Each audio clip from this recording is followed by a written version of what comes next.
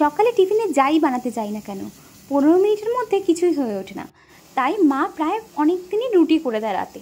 তো সকালবেলা উঠে ফটাফট কিছু একটা ভাজা করে নিই, বা মা তরকারি পাঠিয়েও দেয়, একটু গরম করে নিই, হয়ে যায়। আজকে একটু বেগুন ভাজা বানিয়েছিলাম আর একটা ডিমের পোচ করে দিয়েছিলাম। তো এই দিয়ে সুমিত ব্রেকফাস্টটা সেরে নিল।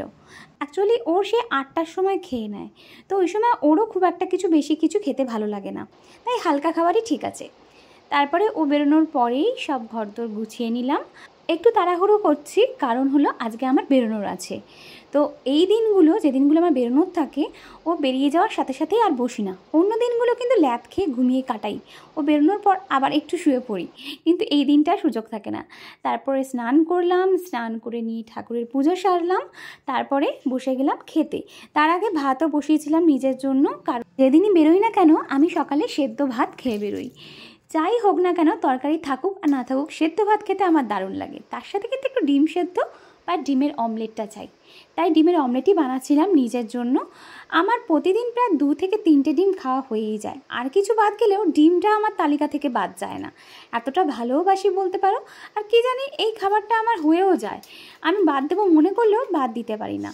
তাই ফটাফট ডিমের অমলেট একটা বানিয়ে নিলাম। আর তার সাথে আমি কুমড়ো সেদ্ধ খেতে খুব ভালোবাসি। আমি কুমড়ো সেদ্ধ বা পেঁপে সেদ্ধ, ঘরে যেটাই আনাজ থাকে না কেন আমি ভাতে দিয়ে দিই, তো সেটা দিয়েই খেয়ে যাই টিফিনে। আর অফিস বেরোনোর সময় আমি মোটামুটি বাড়ি থেকে 9:30টার সময় বেরিয়ে পড়ি। আর অফিসে যে টিফিনটা নিয়ে যাই, ম্যাক্সিমাম দিনই মা আসে আমার বাড়িতে ওই 9:30-9টার মধ্যে টিফিনটা আমাকে করে দিয়ে যায়। তো আমি আজকে খেয়ে দিয়ে রেডি হচ্ছিলাম, আর খাওয়ার পরই জাস্ট মা চলে এসেছিলো। এবার চলো, দেরি হয়ে যাচ্ছে, ঝটপট করে রেডি হয়ে নিই।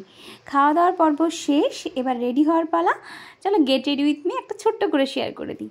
তো আজকে আমি পরেছি একটা ব্ল্যাক কালারের টি শার্ট, যেটা একটু গ্লিটারি ফিনিশ আছে, আর তার সাথে একটা জিন্স।